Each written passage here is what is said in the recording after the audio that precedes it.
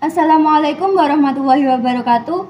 Perkenalkan, nama saya Anifida Herianti dari kelas 12 MIPA MA Al-Hidayah Lajikidul Singgahan Tuban. Dalam video kali ini, saya akan menjelaskan materi Akidah Akhlak kelas 10 semester ganjil bab 2 tentang ayo mengenal sifat-sifat Allah.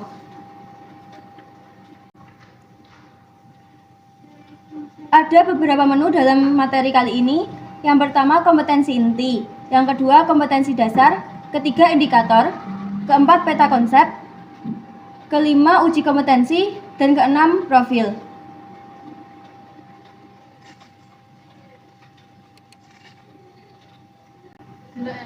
Untuk kompetensi intinya, yang pertama, menghayati dan mengamalkan ajaran agama yang dianutnya.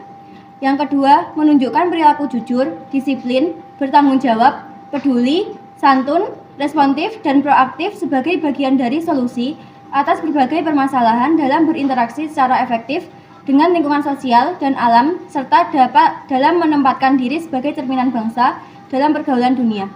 Yang ketiga, memahami, menerapkan, menganalisis pengetahuan faktual, konseptual, prosedural, dan metakognitif berdasarkan rasa ingin tahunya tentang ilmu pengetahuan, teknologi, seni budaya, dan humaniora dengan wawasan kemanusiaan, kebangsaan, kenegaraan, dan peradaban terkait penyebab fenomena dan kejadian, serta menerapkan pengetahuan prosedural pada bidang kajian yang spesifik sesuai dengan bakat dan minatnya untuk memecahkan masalah. Yang keempat, mengolah, menalar, dan menyaji dalam ranah konkret dan ranah abstrak terkait dengan pengembangan diri yang dipelajarinya di sekolah secara mandiri dan mampu menggunakan metode sesuai kaidah keilmuan. Untuk kompetensi dasar, yang pertama, menghayati sifat wajib Allah, nafsiyah, salbiyah, ma'ani, dan maknawiyah, dan sifat-sifat jaiz Allah. Yang kedua, menganalisis sifat wajib Allah dan sifat-sifat jaiz Allah. Yang ketiga, menunjukkan perilaku disiplin dan tanggung jawab sebagai cerminan beriman kepada sifat wajib Allah dan sifat-sifat jaiz Allah. Yang keempat, menyajikan hasil analisis tentang makna sifat wajib Allah dan sifat jaiz Allah. Indikator dalam materi ini, yang pertama, meyakini sifat wajib Allah dan sifat jaiz Allah. Yang kedua, membiasakan perilaku disiplin dan tanggung jawab sebagai cermin beriman pada sifat wajib Allah dan sifat jaiz Allah. Yang ketiga, menguraikan pengertian sifat wajib Allah dan sifat jaiz Allah. Yang keempat, menelaah makna sifat wajib Allah dan sifat jaiz Allah. Yang kelima, memerinci keutamaan mengenal nama dan sifat wajib Allah. Yang keenam, mendiskusikan hasil analisis tentang makna sifat wajib Allah dan sifat jaiz Allah. Materi kali ini membahas tentang beberapa hal. Yang pertama ada sifat wajib yang meliputi nafsiyah, salbiyah, ma'ani, dan maknawiyah. Yang kedua sifat mustahil. Yang ketiga ada sifat jaiz.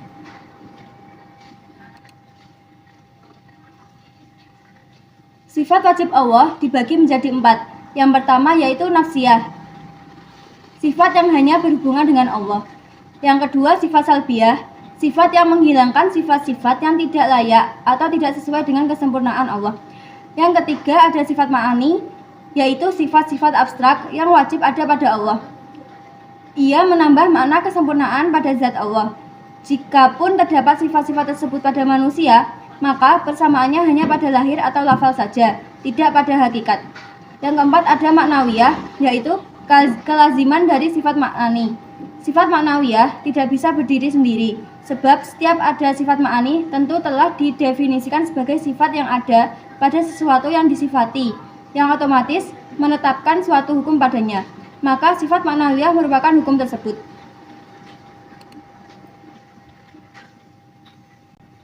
Sifat nafsiyah ada 1, yaitu wujud, yang artinya ada. Allah adalah zat yang pasti ada. Dia berdiri sendiri, tidak diciptakan oleh siapapun, dan tidak ada Tuhan selain Allah. Sifat salbiyah ada 5. Yang pertama, idam, yang artinya terdahulu atau awal. Dialah sang pencipta yang menciptakan alam semesta beserta isinya, Maksudnya Allah telah ada lebih dahulu daripada apa yang diciptakannya. Yang kedua ada baqo atau kekal. Maksudnya Allah maha kekal, tidak akan punah, binasa, atau mati. Dia akan tetap ada selamanya. Yang ketiga, mukhalafatul lil hawadisi, atau berbeda dengan makhluk ciptaannya. Allah sudah pasti berbeda dengan ciptaannya. Dialah zat yang maha sempurna dan maha besar. Tidak ada sesuatu pun yang mampu menandingi dan menyerupai keagungannya. Yang keempat ada qiyamuhu binafsihi, atau berdiri sendiri. Maksudnya Allah itu berdiri sendiri, tidak bergantung pada apapun dan tidak membutuhkan bantuan siapapun. Yang kelima ada wahdaniyat, tunggal atau esa. Allah Maha Esa atau tunggal, tidak ada sekutu baginya. Dialah satu-satunya Tuhan pencipta alam semesta.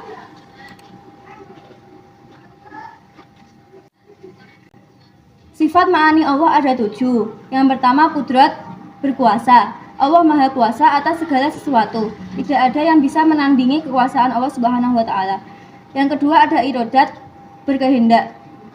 Apabila Allah berkehendak, maka jadilah hal itu dan tidak ada seorang pun yang mampu mencegahnya. Yang ketiga ada ilmu atau mengetahui. Allah Maha mengetahui atas segala sesuatu, baik yang tampak atau tidak tampak.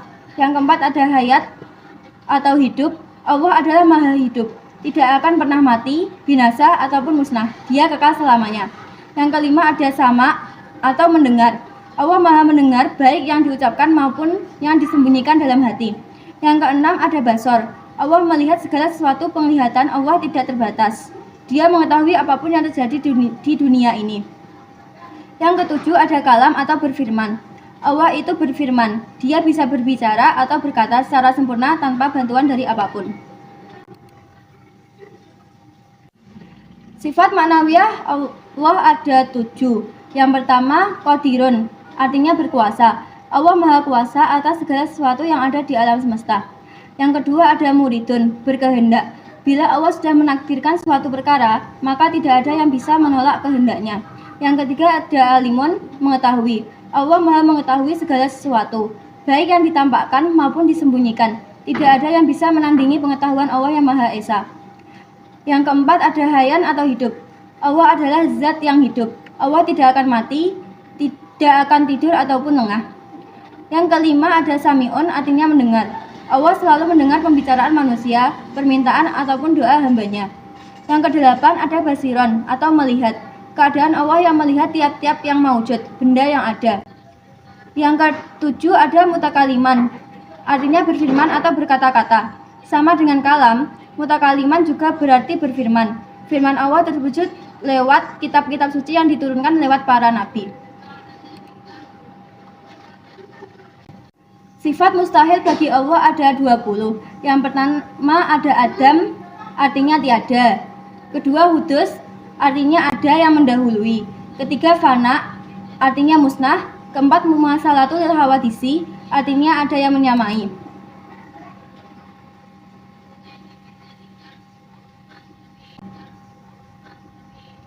Kelima ada ihtiyaj li ghairihi, artinya memerlukan yang lain. Keenam ada ta'adud, artinya berbilang. Ketujuh ada ajzun, artinya lemah. Kedelapan ada karoha, artinya terpaksa. Kesembilan ada jahlun, artinya bodoh. 10 mauton, artinya mati. 11 somamun, artinya tuli. 12 amma, artinya buta.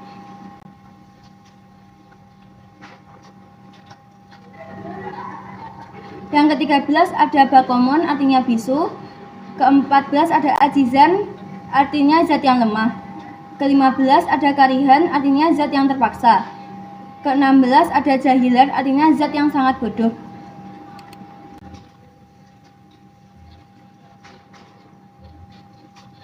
Ke-17 ada mayitan, artinya zat yang mati. Ke-18 ada aswama, artinya zat yang ketuli. Ke-19 ada akma, artinya zat yang buta. Ke-20 ada abkama, artinya zat yang bisu.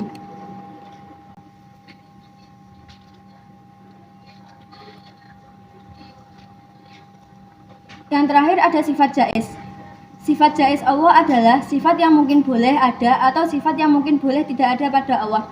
Sifat jaiz pada Allah hanya ada satu, yaitu fi'lu kulli mungkinin aw tarkuhu, yang artinya Allah dapat melakukan sesuatu hal dan dapat pula tidak melakukan sesuatu hal.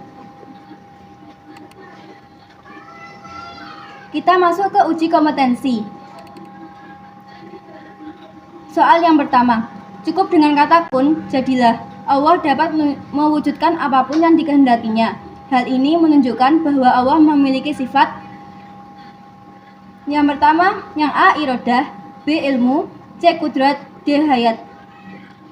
Kita coba jawaban A. Soal yang kedua, sifat yamuhu binafsihi artinya A esa, B beriman, C berdiri sendiri, D melihat. Kita coba jawaban yang D.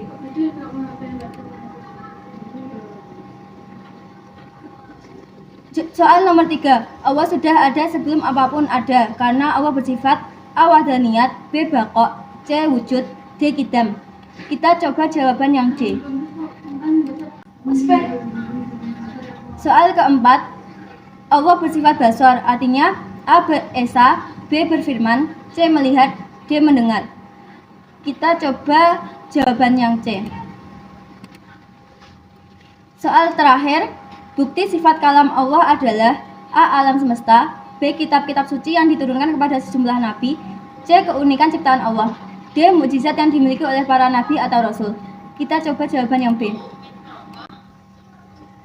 Setelah semua soal terjawab, kita bisa melihat nilainya.